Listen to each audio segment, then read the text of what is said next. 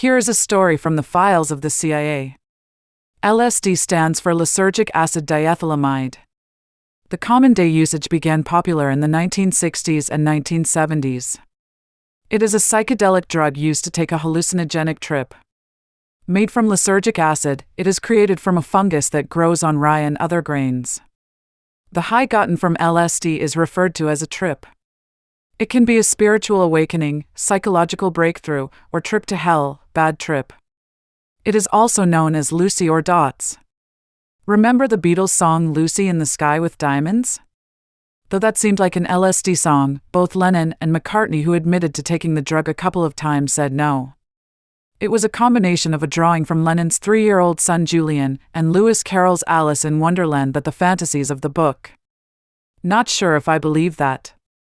The U.S. government was secretly evaluating the effects of the drug on hundreds of unsuspecting American civilians and military personnel. MKUltra project was run from 1953 to 1967. It is reported by Time magazine that the CIA ran the program because they did not want to be obsolete or behind their enemies' technology. The government believed the Soviet Union, North Korea, and China were using the drugs on captured Americans. So, the CIA was slipping Mickeys, or in this case LSD, into random people's drinks in bars, on the beach, and in restaurants. Giving the drug to unsuspecting people in an uncontrolled environment. Then they followed the people and monitored how they reacted, but never intervened. They were people unknowingly used in the experiments. Sidney Gottlieb, the CIA operative that ran MKUltra, also a chemist, directed the protocol for the program. He admitted to covertly administering the drug and other hallucinogens to unknowing subjects that would crush the human psyche.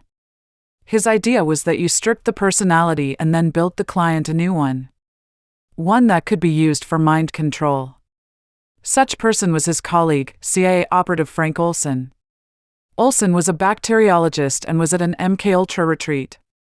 His mental state continued to deteriorate after taking the drug, and 9 days later, Olson jumped to his death from the window of the Hotel Statler in NYC. The CIA experimented on their own employees. Sidney Gottlieb arranged for the CIA to pay $240,000 to buy up the world's supply of LSD in the 1950s. It was all brought to the U.S. and spread through hospitals, clinic, prisons, and other institutions. Much in the way pharmaceutical companies hand out samples of drugs, Gottlieb asked the institutions to try it out on the patients and see how they responded to the drug.